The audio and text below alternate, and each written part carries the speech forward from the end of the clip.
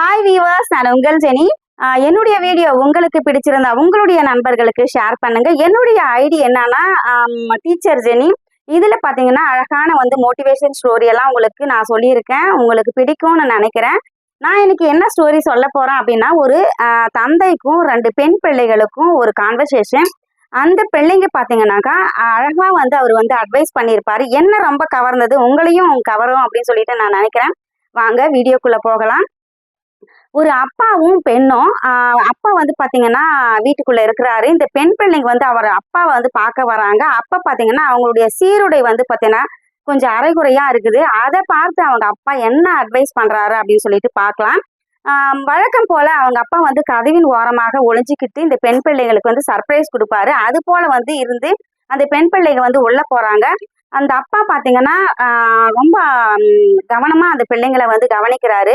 அவங்களுடைய ஆடை பாத்தீங்கன்னா அரைகுறையா இருக்கிறத உட்கார வச்சு ரொம்ப அழகா எக்ஸ்பிளைன் பண்றாரு. அது என்ன அப்படின்னு சொன்னா, இங்க பாருங்க செல்லுங்களா, கடவுளால் படைக்கப்பட்ட மிக உயர்ந்த தரமான ரொம்ப உயர்வான பொருள் எல்லாமே பாத்தீங்கன்னா மறைவிடத்துலதான் இருக்கு. அதை வாங்குறது கூட ரொம்ப கடினமான ஒரு பொருளாக இருக்குது.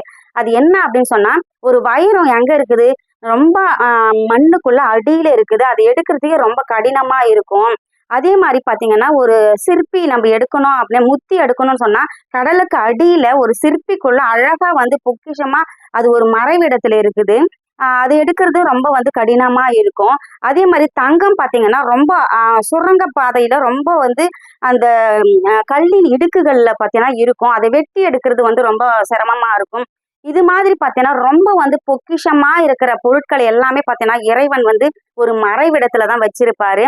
உன்னுடைய உடல் கூட பாத்தீங்கன்னா ஒரு பொக்கிஷமா இருந்தது. அது பாத்தீங்கன்னா நம்ம பொக்கிஷமா அது பாதுகாக்கணும்.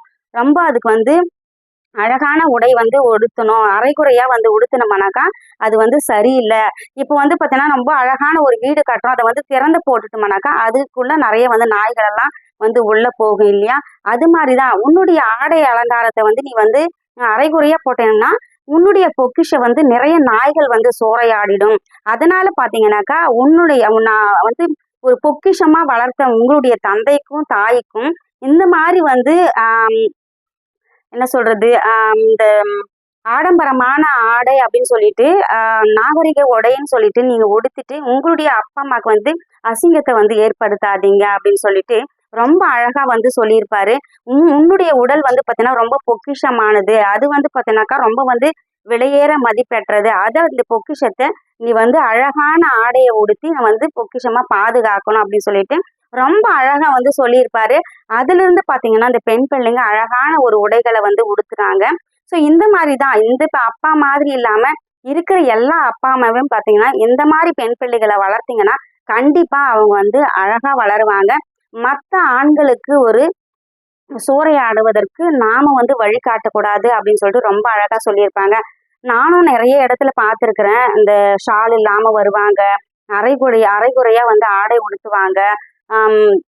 ரொம்ப இந்த லெகின்ஸ் எல்லாம் பார்த்தீங்கன்னா டைட்டா போட்டுட்டு வருவாங்க. ஸோ இது எல்லாமே பார்த்தோன்னா பேரண்ட்ஸ் தான் முன்னால போக விட்டு பின்னால பார்த்து இதெல்லாம் பண்ணணும், இதெல்லாம் பண்ணக்கூடாதுமா அப்படின்னு சொல்லிட்டு ஒரு அப்பா அம்மாவால மட்டும்தான் ஒரு பெண் பிள்ளையை அழகா வளர்க்க முடியும். அவங்க விட்டுட்டாங்கன்னு வச்சுக்கோ, அது ஏதாவது ஒரு ஆடையை உடுத்திட்டு போயிட்டே இருப்பாங்க.